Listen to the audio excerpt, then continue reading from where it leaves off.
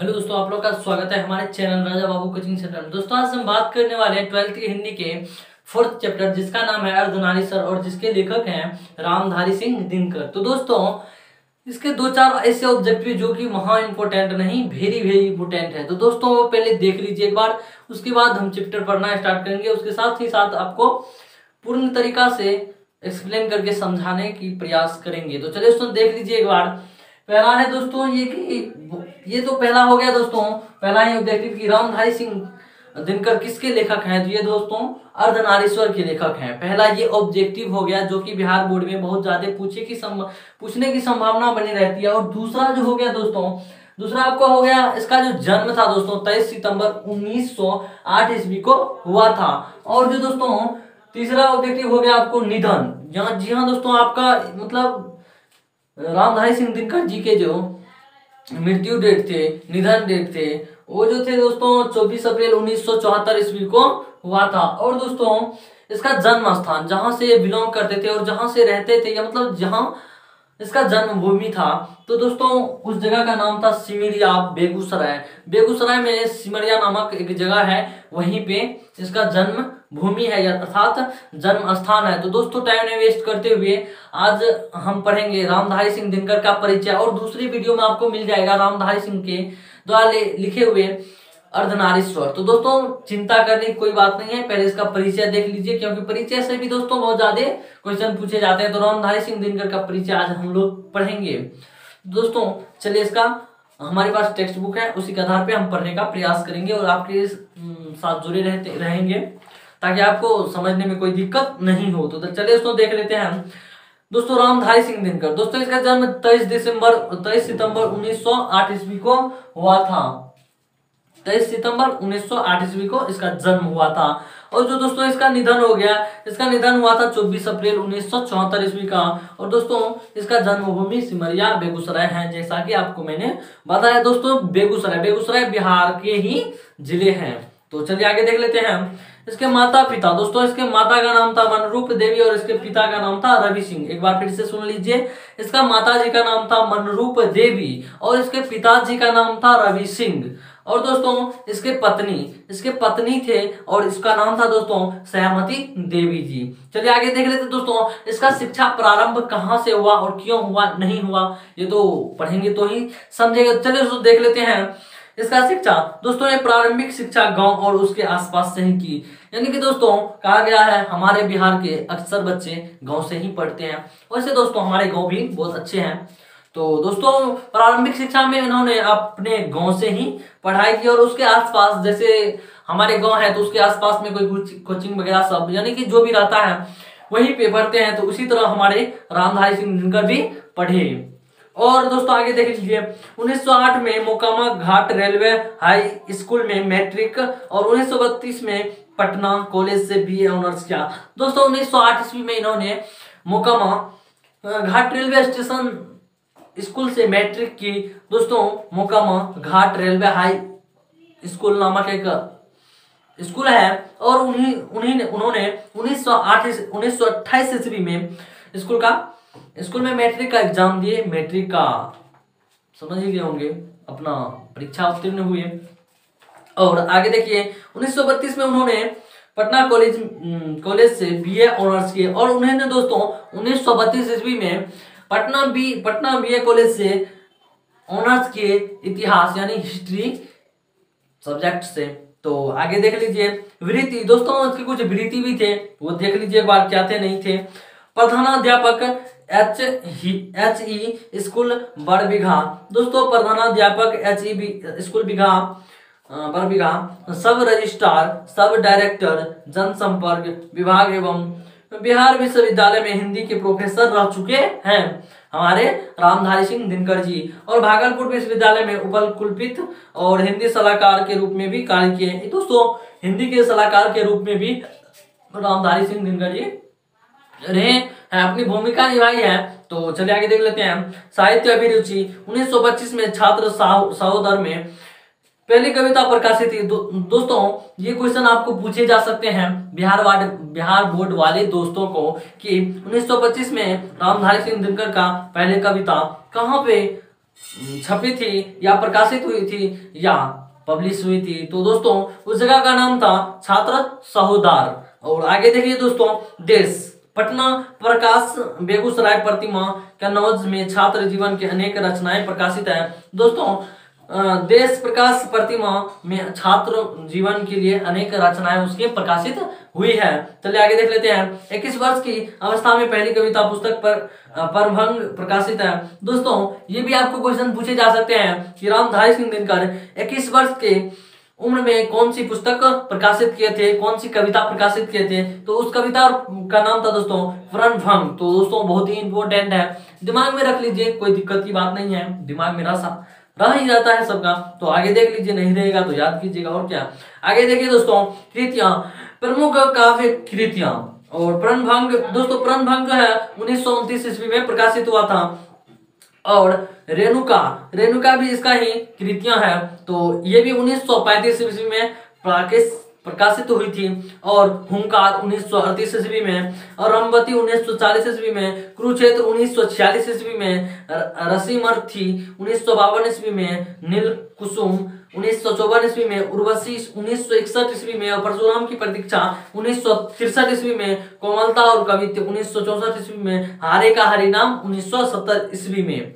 तो ये सब थे उनके कुछ कृतियां जो कि आप दिमाग में रख लीजिएगा, नहीं तो एक बार और मुझे पढ़ के सुनाना पड़ेगा ही, पढ़ के सुना ही देता हूं। दोस्तों प्रमुख कृतियां, इसके कुछ प्रमुख कृतियां एक बार देख लीजिए, ध्यान से रखने योग्य बात है क्योंकि बिहार बोर्ड में बहुत ज्यादा पूछे जाने की संभावना बने रहती है। तो दोस्तों एक बार दिमाग में रखने का प्रयास कीजिएगा, मैं फिर से दोहरा रहा हूं। तो प्रणभंग 1929 ईस्वी, रेणुका 1935 ईस्वी, हुंकार 1938 ईस्वी, रसवंती 1940 ईस्वी, कुरुक्षेत्र 1946 ईस्वी, रसीमर्थी 1952 ईस्वी, नीलकुसुम 1954 ईस्वी, उर्वशी 1961 ईस्वी, परशुराम की प्रतीक्षा 1963 ईस्वी, कोमलता और कवित्व 1964 ईस्वी, हारे का हरिनाम 1970 ईस्वी। दोस्तों ये भी आपको पूछ सकते हैं कि कोई आपको दे देगा, जैसे हारे का हरिनाम किसकी रचना है? तो आपको तो पता ही है, हारे का हरिनाम रामधारी सिंह दिनकर का है। तो अभी मैंने जैसे कहा तो उसी के सारे कृतियां हैं। तो दिमाग में रख लीजिएगा ये सारे कृतियां, क्योंकि बिहार बोर्ड थोड़ा तो समझ ही गए होंगे, ये अलग अलग टाइप का बोर्ड है, पूछे जाने की बहुत सारी संभावना रहती है, बीच बीच से क्वेश्चन उठाता है। तो मैं तो चाहूंगा ही आप अच्छे मार्क्स से पास हो, क्या इसीलिए दोस्तों पूरा खोजबीन के क्वेश्चन निकालते हैं। और आगे देखिए दोस्तों, प्रमुख गद्य कृतियां मिट्टी की ओर 1946 ईस्वी में इसके कुछ प्रकाशित हुए थे, मिट्टी की ओर 1946 ईस्वी में। और दोस्तों अर्धनारीश्वर 1952 ईस्वी में प्रकाशित हुई, और संस्कृत के 4 अध्याय 1956 ईस्वी में प्रकाशित हुई, और काव्य की भूमिका 1958 ईस्वी में, और वट पीपल 1961 ईस्वी में, शुद्ध कविता की खोज 1966 ईस्वी में, दिनकर की डायरी 1973 ईस्वी में प्रकाशित हुई थी।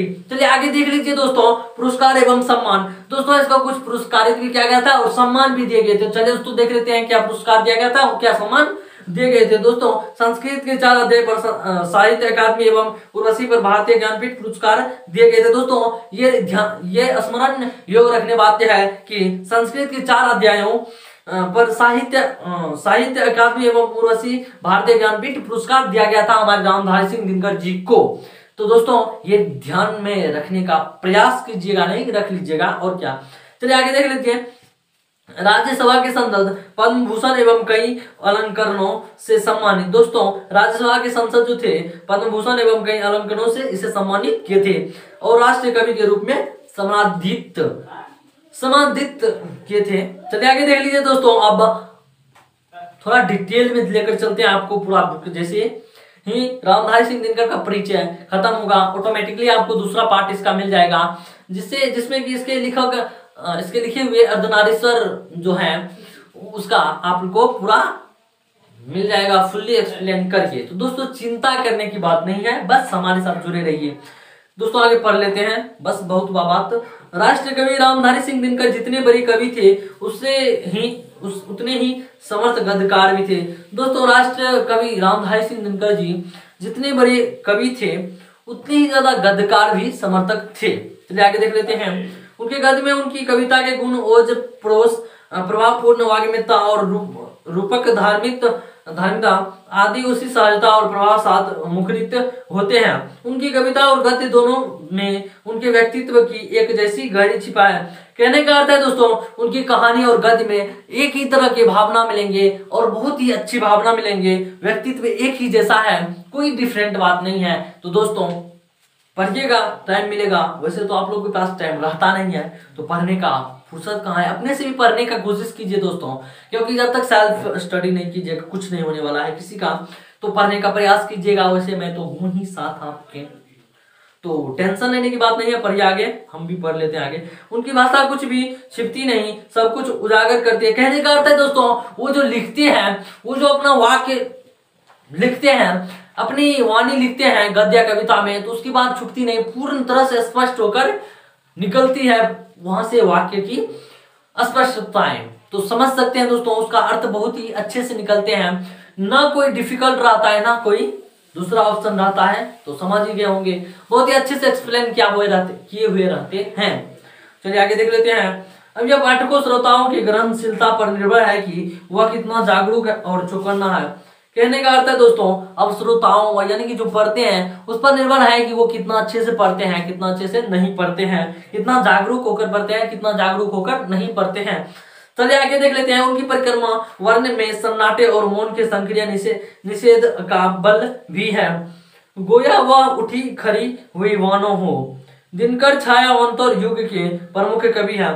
कहे जाते हैं दोस्तों कि हमारे जो रामधारी सिंह दिनकर हैं, उसको दिनकर जी भी कहा जाते हैं। वो एक छायावादी युग के रचनाकार थे और दोस्तों कवि रचनाकार एक ही थे, कवि थे।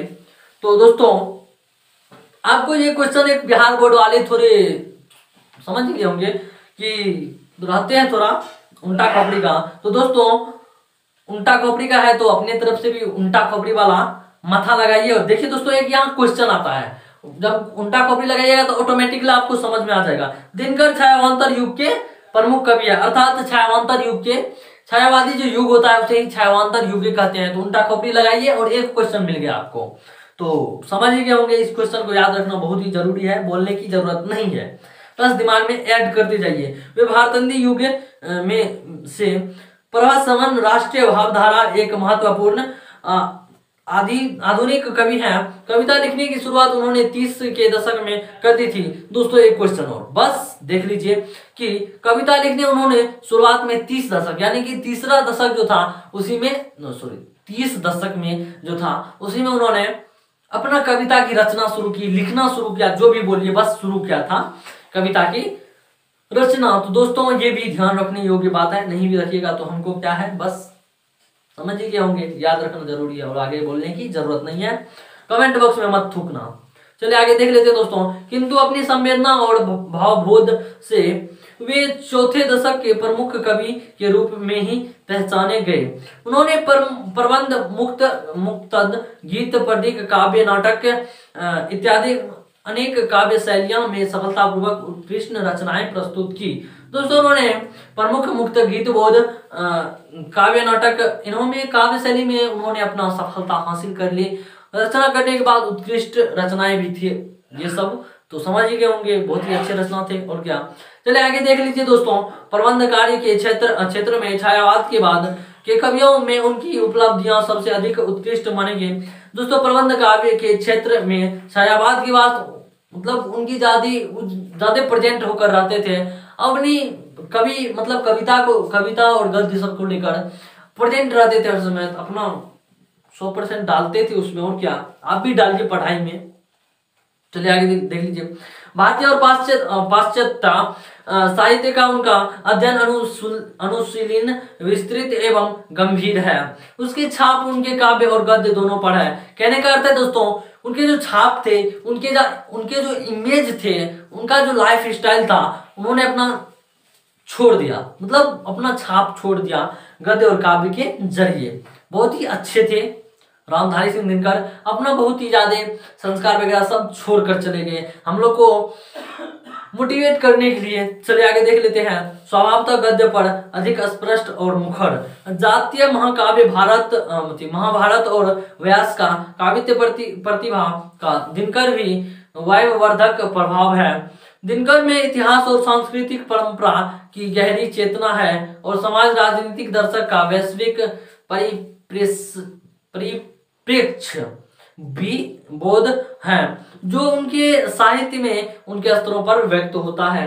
कहने का अर्थ है दोस्तों, समाज राजनीतिक दार्शनिक वैश्विक जो परिपक्ष बोध थे उनके गद्य और कविता में 4 चांद लगा देते हैं। समझ गए होंगे, बहुत ही अच्छा बना देते हैं। और गद्य के क्षेत्र में दिनकर ने अनेक उल्लेखनीय कृतियां दी है जो अनेक अर्थों में उनके युग की उपलब्धियां मानी जाती हैं। और काव्य चिंतन, सांस्कृतिक चिंतन, भाषा चिंतन, समाज चिंतन आदि को लेकर उनके गद्य लेखक की अनेक कोटियां बनाती है। उनके गद्य में विषय वस्तु शैली विधि और गद्य के दृष्टि से पर्याप्त वैदिक है। कहने का अर्थ है दोस्तों, उसके जो विषय वस्तु शैली विधा सब है, इन्होंने गद्य के रूप में दृष्टि से पर्याप्त वैविधि की अपनी पूर्ण उपलब्धि करा दी। ये सब चलिए आगे देख लेते हैं। सामान्य उनका साहित्य विशेषकर गद्य साहित्य संबोधित साहित्य है। लेखक जानता है कि वह किनके लिए लिख रहा है। दोस्तों लेखक जानता है कि किसके लिए लिख रहे हैं, तो हम तो नहीं जानते, हम लेखक नहीं है, तो समझ ही गए होंगे कहने का अर्थ। चलिए आगे देख लेते हैं। उनकी रचनाएं उस तक मनचाहे रूप से संप्रेषित हो जाती है। स्वभावतः दिनकर के साहित्य में एक प्रथमता और गर्माहट है। यहाँ उनका प्रसिद्ध निबंध अर्धनारीश्वर प्रस्तुत है। और अर्धनारीश्वर भारत का एक मिथिकन प्रतीक है जिसमें दिनकर अपना मंचित आदर्श निरूपित होते देखते हैं। कहने का अर्थ है दोस्तों कि ये जो अर्धनारीश्वर, हम समझ ही गए होंगे कि अर्धनारीश्वर के लेखक रामधारी सिंह दिनकर है, तो वही लिखे होंगे अर्धनारीश्वर को। और कौन लिखेगा? आप लिखेगा नहीं, तो लिखे हैं। तो दोस्तों उन्होंने अपने भारत का एक मिथिकन प्रतीक दिया है, मतलब एक अलग दर्जा दिया है। तो आगे देखिए क्या होता है। यह उनका प्रिय प्रतीक है, यह उसका सबसे अच्छे प्रतीक थे अर्धनारीश्वर, और जो प्रायः उनका काव्य और गद्य साहित्य में प्रत्यक्ष और परोक्ष रूप में व्यक्त होता है, काम करता दिखलाई पड़ता है और जीवन भर यह दिनकर का उपास्य आदर्श बना रहा। उनकी संवेदना, भाव बोध और काव्य संस्कार पर इसका गहरा असर है। इस प्रतीक के सांस्कृतिक अभिप्राय क्या है और क्या यह आज के सामान्य मनुष्य और स्वाभाविकता के लिए भी कोई अर्थ और संदेश रखता है? दिनकर इस परिप्रेक्ष्य में इस निबंध में विचार करते हैं। दिनकर के जन्म शताब्दी वर्ष में इस प्रिय प्रतीक पर उनके द्वारा फुर्सत से सोचते हुए लिखे गए इस निबंध द्वारा हम लेखक के भौतिक अंगड स्वरूप एक झलक पा सकते हैं जो प्रायः ओटे और धुंधले में रहा जाता है। तो दोस्तों समझ ही गए होंगे, नहीं समझे हम किस लिए समझाएंगे। दोस्तों ये जो है अर्धनारीश्वर, सबसे पहले जान लीजिए अर्धनारीश्वर एक निबंध है। देख लीजिएगा बुक में, इसमें जो लिखा है मैं तो वही बोलूंगा। ये भी वैसे आप ही का बुक है, टेक्स्ट बुक। तो इसके दोस्तों दिनकर जी एक छोटा सा कोटेशन दिए हैं, यहाँ पे देख लीजिए एक बार, छोटा सा कोटेशन है, तो इसको मैं पढ़ के सुना देता हूँ। आपको कोई दिक्कत हो तो आप अपने से पढ़िएगा, कितना मैं समझाऊंगा, जितना होता है उतना ही समझा पाएंगे। तो आगे देखिए, जिसे हम आधुनिकता कहते हैं वह एक प्रक्रिया का नाम है। यह प्रक्रिया अंधविश्वास से बाहर निकलने की प्रक्रिया है। यह प्रक्रिया नैतिकता उदारता बरतने की प्रक्रिया। कहने का अर्थ है दोस्तों आधुनिकता, जिसे आधुनिकता हम कहते हैं, वह एक प्रक्रिया का नाम है और अंधविश्वास से निकलने का एक प्रक्रिया है। और यह प्रक्रिया नैतिकता में उतारता बरतने की प्रक्रिया है। यह जो दोस्तों नैतिकता जो होता है उसी से उतारने के लिए बने हुए हैं। आगे देखिए दोस्तों, यह प्रक्रिया बोधिवादी बनाने की प्रक्रिया है। यह प्रक्रिया धर्म और सही रूप से पहुंचाने की प्रक्रिया। आधुनिक वह है जो, दोस्तों आधुनिक का डिफिनेशन एक बार देख लीजिए, इसमें तो दिया हुआ है, आपकी तरफ से जो हो वो आप खुद हमें बताइएगा। जो मनुष्य की ऊंचाई उसकी जाति या गोत्र से नहीं बल्कि उसके कर्म से नापता है। आधुनिक वह है जो मनुष्य को समान समझता है। तो चलिए दोस्तों आज के लिए बस इतना ही, मिलेंगे एक नेक्स्ट वीडियो में एक नए टॉपिक के साथ। तब तक ये पढ़ते रहिए। वैसे लाइट भी चला गया है, वैसे आपको दिखाई देता होगा। मोबाइल में उतना पावर है। तो चलिए दोस्तों, मिलेंगे नेक्स्ट वीडियो में एक नई टॉपिक के साथ। तब तक के लिए पढ़ते रहिए। मेरा क्या है, मेरा तो लाइन कट गया, अब जा रहे। चलिए, ओके, बाय।